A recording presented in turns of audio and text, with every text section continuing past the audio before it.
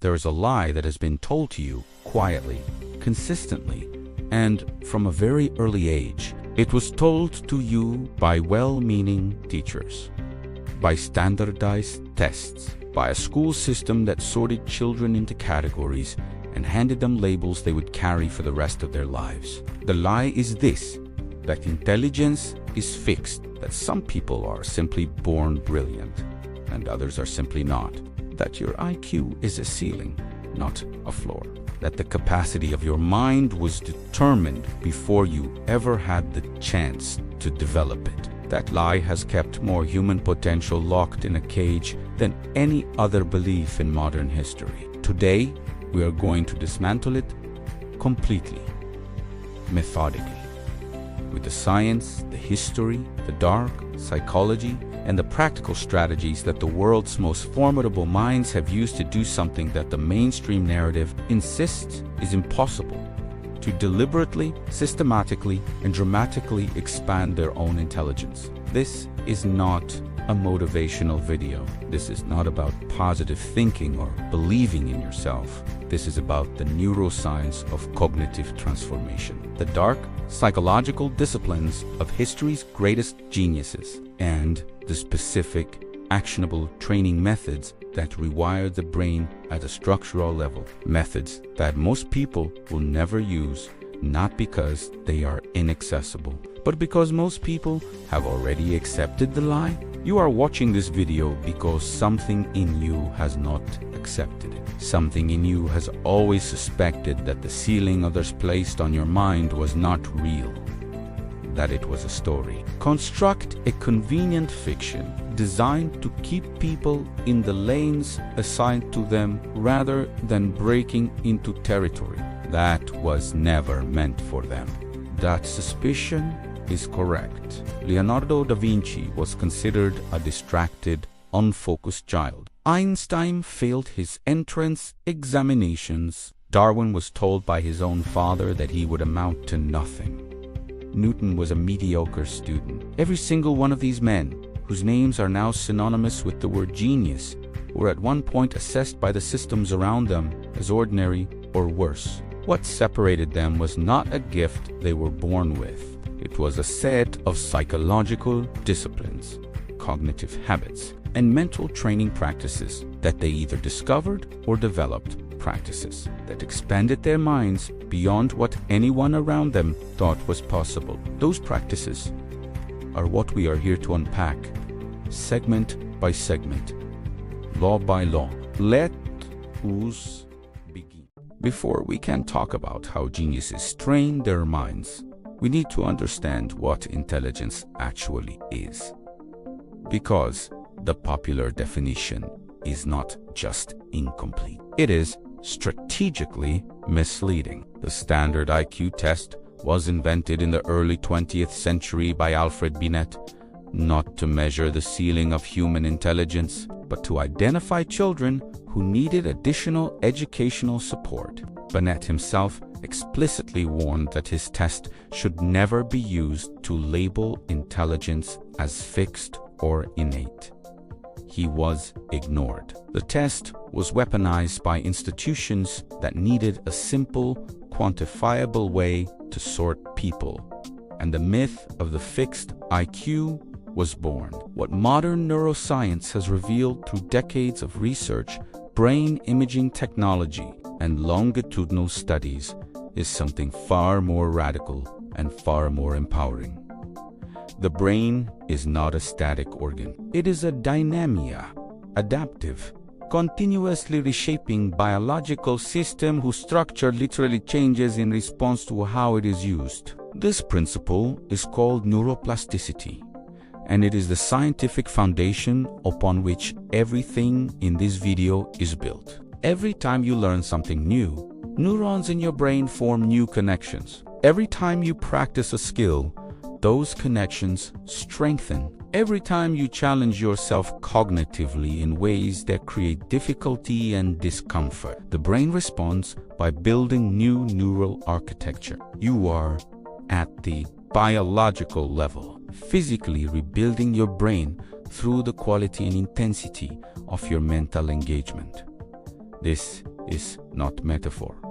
This is structural neuroscience. The hippocampus, the region of the brain most associated with learning and memory, has been shown in multiple studies to physically grow in people who engage in sustained, demanding cognitive activity. London taxi drivers, who must memorize the entire labyrinthine map of one of the world's most complex cities, develop measurably larger hippocampal volume than the average population. Your brain is not fixed. It is a living system that responds to demands placed upon it, exactly like a muscle responds to physical training. The question is never whether your intelligence can grow. The question is whether you are placing the right demands on your mind consistently enough, at the right level of challenge, with the right psychological framework to drive genuine cognitive expansion.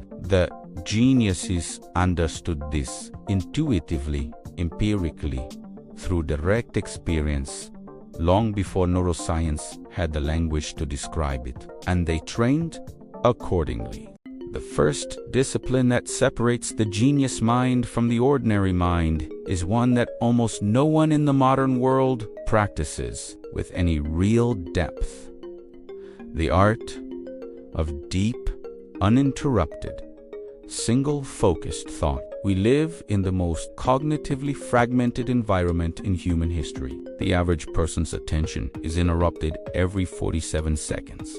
Notifications, alerts, background noise, the compulsive checking of devices, all of it is systematically destroying the cognitive capacity that genius requires above all others: the ability to hold a complex problem in the mind for an extended period and turn it over, examine it from every angle, follow its threads into territory that shallow thinking never reaches. Newton described his method of discovery in a way that has been largely overlooked in the popular retelling of his genius. He said that he kept a problem before his mind continuously for weeks, sometimes months, returning to it again and again, holding it in sustained attention until its solution revealed itself. This was not inspiration. This was cognitive endurance, the ability to maintain focus on a single complex object of thought long enough for genuine insight to emerge. Darwin's daily routine was built around long, solitary walks on what he called his thinking path, a gravel track on his property where he would walk for hours in complete silence, turning over the questions that consumed him. He protected this time with ferocious discipline. Tesla would sit in complete stillness for hours, running complex engineering simulations entirely within his mind before ever committing a design to paper. The dark psychological truth here is this: depth of thought is a trained capacity, not an innate talent. The genius is not someone who thinks faster than you. They are someone who has developed the ability to think deeper, longer, and with greater sustained concentration than most people ever attempt. Your practical training begins here. Start with 25 minutes of completely uninterrupted, single-object focus daily. No phone, no background noise, one problem, one question, one concept, and your complete undivided attention. Increase this window systematically over weeks and months. You are not just solving problems in these sessions. You are building the neural architecture of deep cognition. You are training the mind the way geniuses have always trained it, through the discipline of depth. The second discipline of the genius mind is one that dark psychology reveals with particular clarity: the deliberate cultivation of cognitive discomfort. Here is what most people do not understand about intelligence training. The brain only grows when it is operating outside its comfort zone. When you engage in tasks that are easy, familiar, and well within your current capabilities, you are maintaining existing neural pathways. You are not building new ones. You are not expanding. You are simply rehearsing what you already know. genuine cognitive expansion requires what researchers call desirable difficulty. The experience of working at the edge of your current capability, where the task is hard enough to demand real mental effort, but not so hard that it produces complete failure and shutdown. This zone, uncomfortable, effortful, slightly beyond your current grasp, is where the brain does its most dramatic restructuring. Geniuses were not people who made thinking easy for themselves. They were people who deliberately made it hard. Einstein spent years working on problems he could not solve. Darwin spent decades revising, questioning, and challenging his own conclusions. Beethoven, by the end of his life, completely deaf, continued to compose music of staggering complexity, operating in a state of permanent cognitive difficulty that most musicians would have found unendurable. The dark psychology dimension of this discipline is crucial. Most people avoid cognitive discomfort not because they are lazy, but because the education system conditioned them to associate struggle with failure. If something is hard, we were taught it means we are not smart enough. This conditioning is perhaps the most psychologically destructive legacy of conventional education because it trains people to retreat from precisely the experience that would make them more intelligent. The genius reframes difficulty entirely. Difficulty is not a signal of inadequacy. It is a signal that growth is happening. The discomfort of genuine cognitive challenge is the feeling of your brain building new structure. And the trained mind learns to seek that feeling rather than flee from it. Your practice, every week, engage with material that is currently beyond your comfortable comprehension. Read books that challenge you. Work on problems that make you feel genuinely stretched. Study fields adjacent to your primary domain. Sit with complexity without rushing to resolve it. This deliberate practice of cognitive discomfort is the engine of intelligence expansion. The third discipline is perhaps the most counterintuitive of all, and it is one that virtually every documented genius in history practiced with remarkable consistency: the discipline of strategic rest and unconscious processing. The modern culture of productivity has created a dangerous myth that the path to greater cognitive achievement is more hours, more effort, more output, more grind. Work harder, sleep less, optimize every moment. This philosophy is not just wrong. It is actively destructive to the very cognitive processes that produce genuine intelligence. Here is what the neuroscience reveals. The brain does not stop working when you rest. It shifts into what researchers call the default mode network, a state of internally directed cognition that is, in many ways, more cognitively sophisticated than active, focused thought. It is in this default mode state that the brain performs its most complex integrative functions, connecting disparate pieces of information, finding non-obvious patterns, generating the unexpected insights that conscious effort alone cannot produce. Every documented account of major intellectual breakthrough in history involves this pattern: a period of intense, focused engagement with a problem, followed by a period of deliberate rest or distraction, followed by a sudden, unexpected moment of insight that arrives seemingly from nowhere. Archimedes in the bath, Newton under the apple tree, Poincare stepping onto a bus, Kakul dreaming of a snake eating its tail and waking up with the structure of the benzene ring fully formed in his mind. These were not accidents. They were the natural result of a cognitive process that required a shift from focus to diffuse thinking to complete its work. The geniuses who understood this, and many of them did understand it, at least intuitively built deliberate rest into their practice. Darwin's walking path was not just a thinking space. It was a rest space. a place where the intense, focused work of his study could be processed at a deeper level. Your practice, after every intense period of focused cognitive work, build in deliberate, undirected rest. Walk without your phone, sit in silence, let your mind wander without guilt. This is not laziness. This is the completion of the cognitive cycle that focused effort begins. You are giving your brain the conditions it needs to integrate what it has learned. And from that integration, genuine insight emerges. The fourth discipline of genius level intelligence training is one that Machiavelli and the great strategic thinkers of history understood with particular depth: the systematic practice of first principles thinking. Most people do not think, they remember. They take in information from authority figures, from institutions, from cultural consensus, and they store it, repeat it, and build their worldview on top of it without ever examining whether the foundation is actually sound.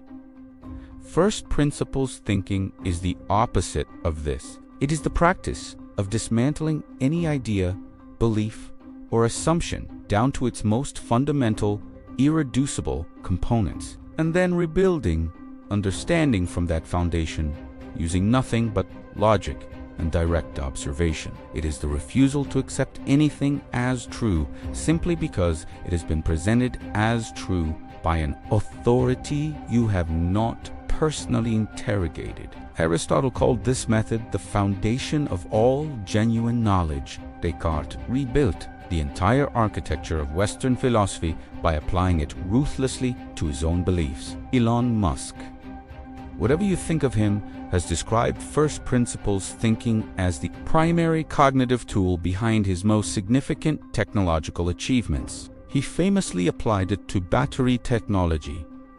Instead of accepting the existing market price of batteries as a fixed constraint, he asked what batteries are made of at the most fundamental level, what those raw materials actually cost, and then built backward from there, discovering that the conventional price was not a physical law, but a market convention. The dark psychology truth here is that most people are profoundly uncomfortable with first principles thinking because it inevitably leads to the dismantling of beliefs they have built their identity around. To think from first principles is to be willing to discover that things you have assumed to be true are not, that systems you've trusted are not trustworthy, that the intellectual ground beneath your feet is less solid than you believed. The genius does not flinch from this. The genius seeks it, because they understand that the discomfort of discovering you were wrong is infinitely less costly than the permanent limitation of continuing to be wrong. Your practice. Choose one belief you hold with high confidence about intelligence, about your own capabilities, about how the world works, and subject it to first principles interrogation. Istripietong es, why, at every level, rebuild it from evidence rather than assumption. The fifth and perhaps most psychologically demanding discipline of the genius mind is this: the cultivation of radical intellectual humility combined with the absolute refusal to accept limits imposed by others. These two qualities appear to be in contradiction. They are not. They are the twin engines of the most powerful cognitive development you will ever achieve. Intellectual humility means the genuine, practiced willingness to be wrong, to not know, to sit with uncertainty without collapsing into false certainty, for the comfort of resolution. The genius is not someone who is always confident. The genius is someone who is comfortable with the full spectrum, from deep certainty built on genuine evidence to complete, honest uncertainty about things not yet understood. Charles Darwin spent 20 years after formulating his theory of evolution before publishing it, not from timidity, but from a profound intellectual discipline of testing, revising, and strengthening his argument against every objection he could generate. He was not waiting for confidence. He was building justified confidence through exhaustive intellectual honesty. But paired with this humility is something that looks almost like its opposite, a fierce, almost aggressive refusal to accept the cognitive limits that others project onto you. Every genius on record faced repeated, confident assessments from the people around them that they were not capable of what they were attempting. Every one of them had to develop this psychological fortitude to receive those assessments and continue anyway. This is the dark psychology of genius, the understanding that the people most certain about your limitations are almost always the people whose own limitations they are projecting. That the ceiling others see when they look at you is a mirror of the ceiling they have accepted for themselves. And that accepting their ceiling as your own is one of the most catastrophic decisions you will ever make. You'll practice audit the voices in your environment that define what you are and are not capable of. Examine whether those voices are speaking from genuine knowledge of your potential or from the comfort of a shared limitation. Then make the decision that geniuses have always made, to treat those limitations as hypotheses to be tested, not as facts to be accepted. You are not what anyone has told you you are. You are what you are willing to become. We have covered the neuroscience of neuroplasticity. We have broken down the 5 core disciplines of genius-level cognitive training: deep focused thought, deliberate cognitive discomfort, strategic rest, first principles thinking, and the combination of intellectual humility with refusal of imposed limits. Each of these disciplines is a complete training practice in itself.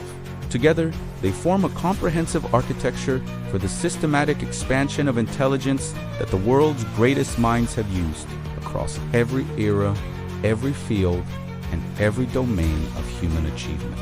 But there is one final truth that ties everything together. And it is perhaps the most important thing we will say in this entire video. Intelligence is not a destination.